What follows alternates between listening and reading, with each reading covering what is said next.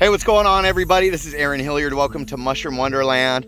I'm the vice president of the local mycological society, and I come out into the woods and help to describe the mushrooms that are growing trailside. It is the last week of June, first week of July, just doing an update video. So I'm here in the Pacific Northwest, Western Washington, right down by sea level. It's been a little bit wet. It's been a little bit warm. Mushrooms like those things. So we're gonna go out into the woods and we're gonna see what kind of mushrooms are growing out here. Might be a little bit different in your region, because mushrooms are somewhat regional, but a lot of these mushrooms you can find all across the world, really. We're in for some exciting finds. I know that much. There are some mushrooms that everybody's wanting to know. Are they out yet? Are they out yet? In this video, we're gonna help show you some of those. So thanks for joining Mushroom Wonderland. Make sure to hit that subscribe button. So come out into the forest with me and my dog Gunnar on another episode of Mushroom Wonderland.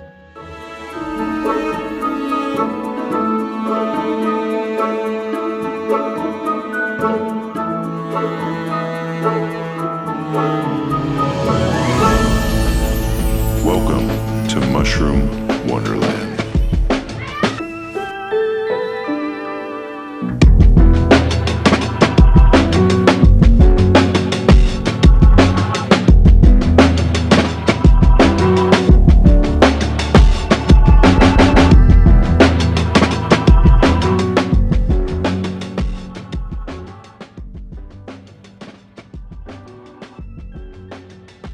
Riding my mountain bike through the woods and rocking my mycological t-shirt, and I come across a good sign.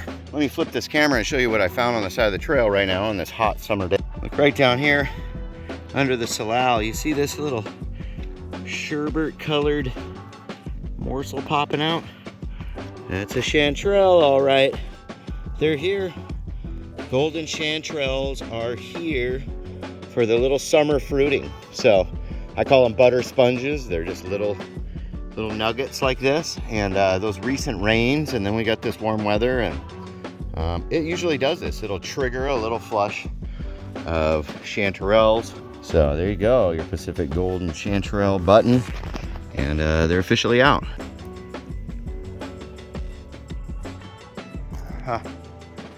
Check this out.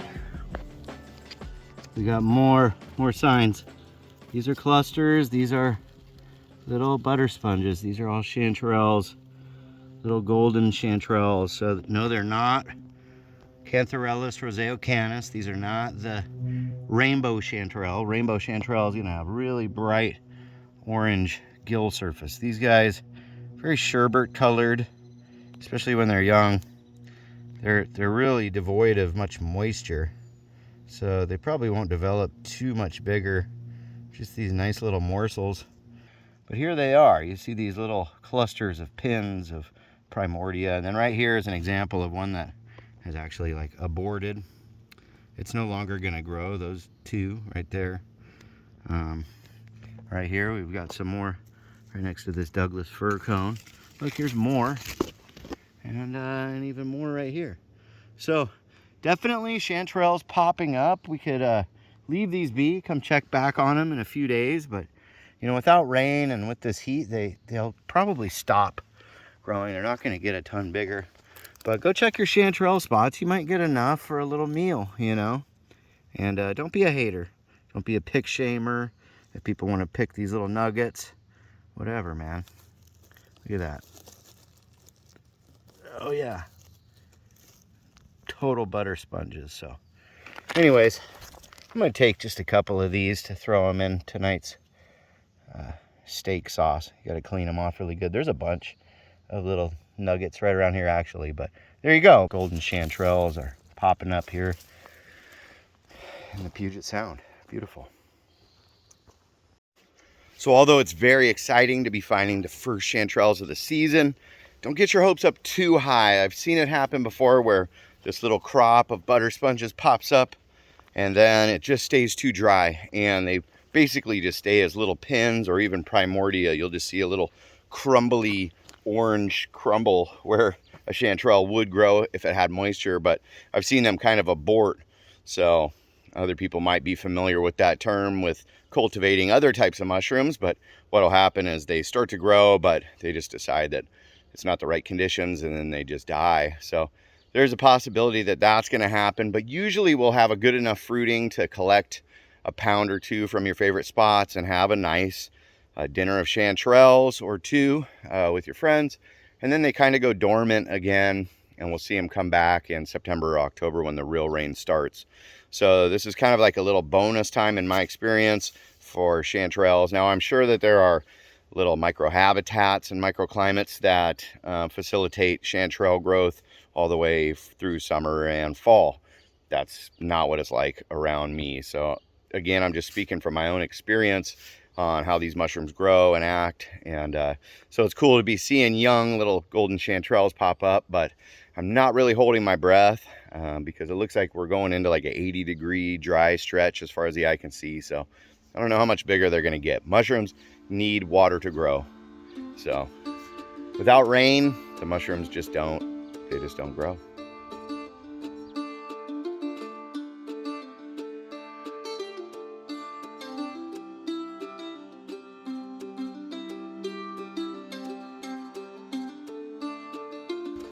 A good place to hunt for mushrooms in the summer is going to be downed old dead logs because they retain a lot of moisture. Right here we see some kind of like bright orange ones that are really kind of catching our eye. From a distance you might think, oh man, chicken of the woods. Look how bright orange that guy is. But this is in the Phamatopsidaceae in relation to your average tree conch, the red-belted conch around here. This one, Pycnoporellus fulgens. So bright orange, and then it just kind of turns into this really fragile, weird, rusty, reddish color. And these pores underneath, it's a polypore, but they actually elongate. So they're kind of like a tooth fungi, but they are a brown rot decayer. So they're eating all the cellulose out of this log. And these are the fruiting bodies dropping spores. They sure are pretty. Man, that's really bright in the sun right there. There you go. You could probably see it a little better now. You could just consider these inedible because they're just tough, woody, sawdust-like tree conchs. But they sure add a nice little flair to the forest. And I wonder if they could be used in dyeing fabric, you know. They do that with a lot of mushrooms. And these ones are really bright, so I wouldn't be surprised. If you know about dyers' mushrooms, you know, put it in the comments. Can you use the Pycnoporellus to dye protein fabrics like you might with, you know, a lobster mushroom or a hydnellum or whatever? So put that in the comments in the summertime so it doesn't mind the heat. As I look right down here, I see all these slime molds. Look at these weird little, watch this.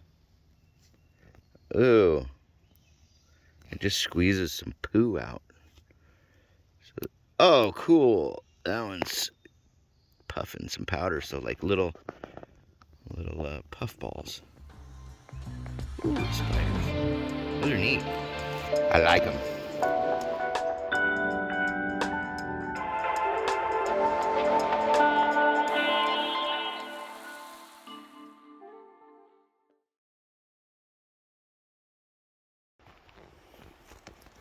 There's a mushroom growing just right in the middle of the trail. And it's a really pretty mushroom from the top. It's kind of hard for me to tell what it is. It's pretty robust. I really kind of want to know what this is, and the only way to do that really is to pick it. And I could use a mirror or even my cell phone and put it on selfie mode and have a look at the gills underneath there, but that wouldn't make for a very good video, would it? All right, well, it does help, and I'm not going to actually pick it. So somebody else can have a look at this if they want. I can tell enough by seeing these gills. This guy is in the genus Russula. So this is related to the Russula breviipes or the Russula zarampolina, the shrimp Russula. But this one I could tell because of this kind of sort of a maroon hue in the brown of the cap, that this is one of the acrid Russulas that I usually don't see pop up until fall. These guys are a mycorrhizal mushroom. They're growing in association with the trees here, and these are beautiful specimens. The big genus of mushrooms, and one way you could tell they're the acrid ones is take a little chip off the corner of the cap and taste it and see if it starts burning your tongue and getting very spicy, and you'll know what I'm talking about. I've experienced this before, but might as well try it again. So it's totally safe to nibble test any mushroom, even like a death cap. And so I'm going to try that with this. Just nibble the edge of the cap for a second and then spit it out. And it took no time at all. My tongue is lighting on fire right now.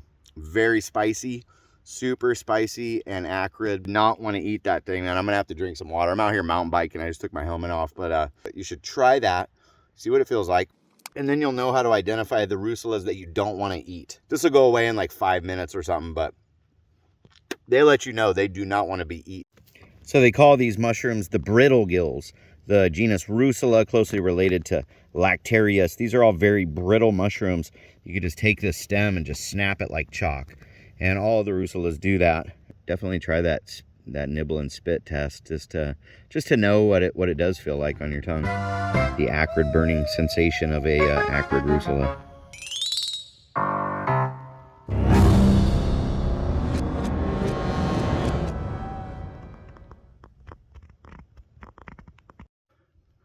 So here we come across another patch of these Russulas.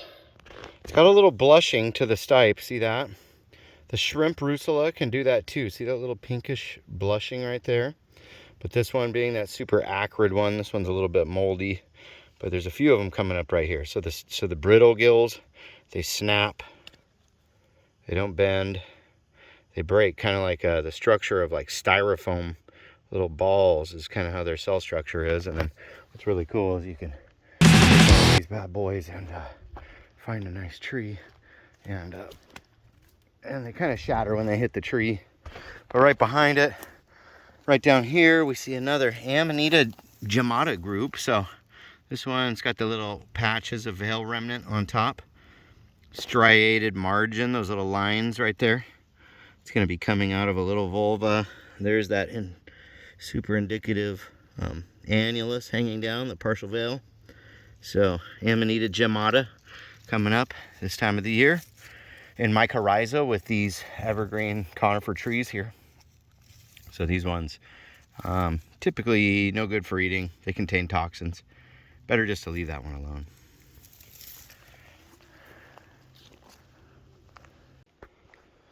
Look at that coming out of the moss. It's these mushrooms time right now.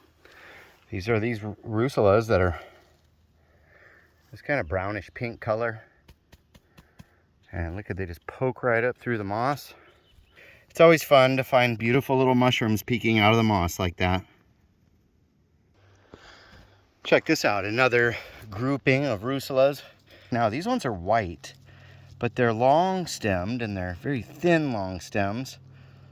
They stink like mildew or rotting grossness, and there's some little baby buttons in there, but quite a little group of these guys. So I wouldn't even call these Russula brevipes. We've got a lot of species of Russula. There's people who are experts in just this genus, and so you know, identifying these down to species can be a little bit challenging. But you know,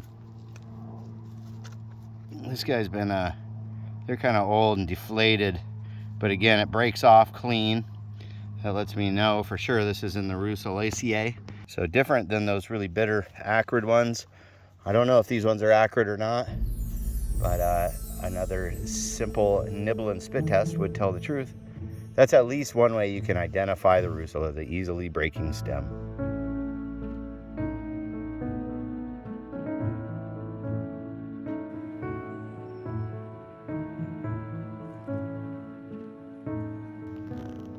Maybe you've seen these things while you've been out in the forest recently. In early summer, these are popping out of the ground. Commonly called the Dutchman's pipe, Monotropa hypopedes. So this guy is a monotropic plant, which means that it doesn't photosynthesize sunlight. It has no chlorophyll. You see, it's not green anywhere. This guy actually gets energy from the mycelium. It parasitizes the mycelium of a fungus underground here, and that fungus is in association with these trees here. So it's quite a complex situation going on. But this really is more of a plant than a fungus. It's definitely not a fungus, but it's feeding off of the mycelium of the Russula brevipes. So Right here in the autumn, or when it's wet enough, which is usually the autumn here, we'll see fruitings of Russula breva peas, or the short-footed Russula. Those also can be the host of Hypomyces lactiflorum, so they can be parasitized by yet another organism, another fungi, and create lobster mushrooms. So, you know, you could have 5 different organisms all working together. We got the tree who's feeding the mycelium of the Russula, who's feeding the Monotropa uniflora, or this isn't uniflora, this one's the Hypopodes, and it's beautiful. People call it pine sap. Beautiful little things this time of the year, very photogenic and curious. If you're walking down the trail and you see these and go, wow, what are those? Not a mushroom, nor really a plant. These are kind of their own little thing. And they're just making a living out here like everything else. So, very cool addition to the trail side, though.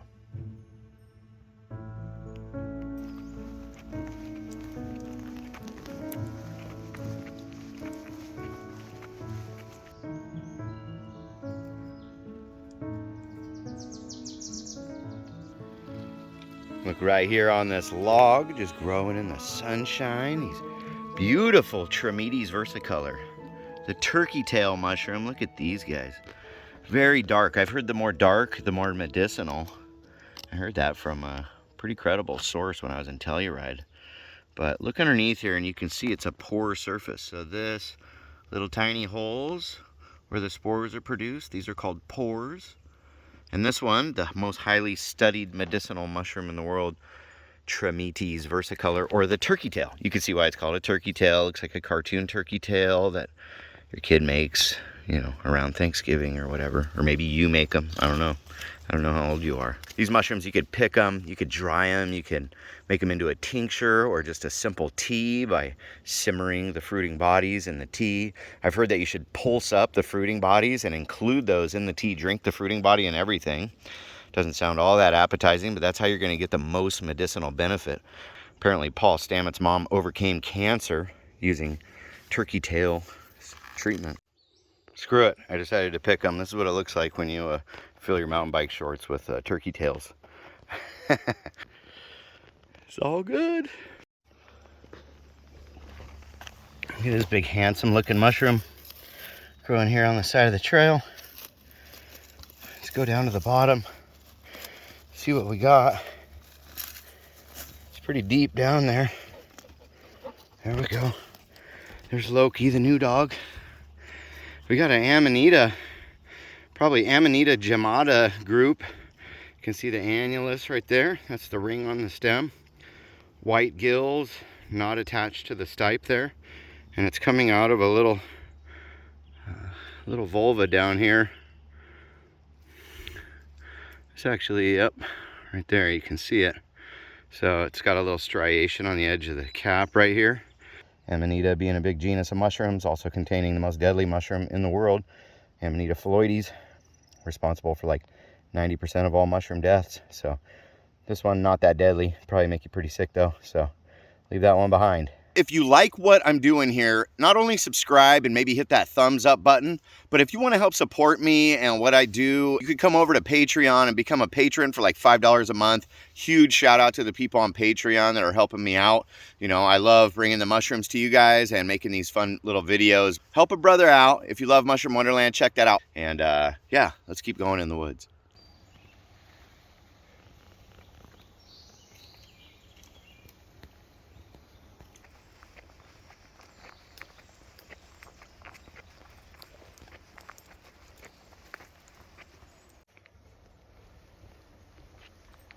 Poor guy's getting a little limp. He's got tendonitis in his wrist, so he's slowing down. He's gonna be 9 this month. All you Gunnar lovers out there, just know if you see him in fewer videos, it's because he likes to relax at home on his big old super comfy bed, just chilling, just taking care of his tendonitis. So, you know, he's just had the most amazing life. He continues to. He's just slowing down a little bit, so we're gonna give Gunnar a little bit of a break because he's walked hundreds, maybe thousands of miles of the forest with me in his lifetime so far, and just want to preserve him. so he hangs around for as long as can be comfortably.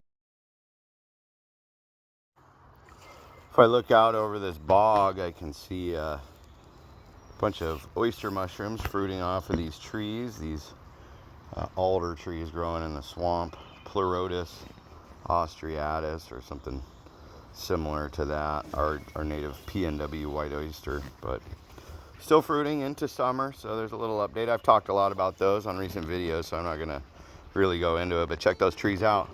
A lot of oyster mushrooms fruiting there, so marshes are a good place to look. And the oyster mushrooms can grow pretty much any time of the year when the conditions permit.